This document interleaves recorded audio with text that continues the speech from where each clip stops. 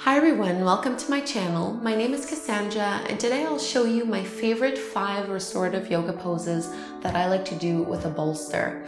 I do a lot of yin yoga and a lot of restorative yoga, and by far the most useful prop that I own is a bolster. I have a lot of different ones, different shapes and sizes. The one I use the most is this one. So if you're in the market for one, I recommend you start with one that's this shape.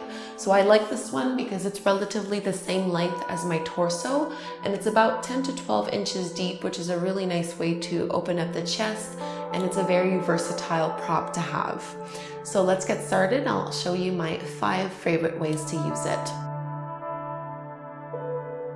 So the first way you can use your bolster is by doing a supported child's pose. So bringing the big toes together and bringing the knees apart about towards the edges of your mat, maybe a little bit narrower or a little wider depending on the flexibility you have in your hips. You're just going to let your belly rest over your bolster, and I like to reach my arms over kind of as if you were hugging it like a big pillow. And then you're just turning one ear onto the mat and softening into the shape. It's extremely comfortable and makes the pose very easy to hold. The second pose I like to do with the bolster is supported fish. So instead of using blocks underneath the upper back and underneath the head, all you need to do is bring your bolster close in towards the tailbone, and then let the lower back, mid-back and upper back rest on the bolster, and because it's long enough, my head is supported by the pillow. Arms can rest to the sides of the bolster or reach up overhead if you're looking for a deeper stretch into the armpits and shoulders. Knees can be bent, legs can be straight, or if you're looking for a hip opener, you can always bring the soles of the feet together to touch, allowing the knees to fall apart gently. It's a really great way to enjoy your supported fish. You're opening up into the heart, opening up into the chest, while having the spine fully supported, which is not something that we're able to do when we're using 2 blocks instead. The third pose is supported bridge. So all you need to do here is have your block close by, and I find it easier to swing my legs over the bolster first, and then you can lift your hips directly over top of it and lower all the way down onto your backs. So there are a few ways to get into this pose. If you were already lying down on your back, you can just come into bridge pose and slide the bolster directly underneath you. But depending on how high your bolster is, that might be a little difficult. So for me, this is just easier. You want the pillow to be directly underneath the pelvis, underneath the tailbone. The advantage of using this instead of a block is that it's a lot more comfortable for your tailbone. So this is more of a pillow, it's really supportive, and the weight of my hips kind of sinks into the bolster just a little bit so that it molds to the shape of your body. Once you're in your supported bridge, knees can stay bent, feet flat on the floor, or if you're looking for a deeper stretch, you can extend the legs out straight and do anything you'd like with the upper body.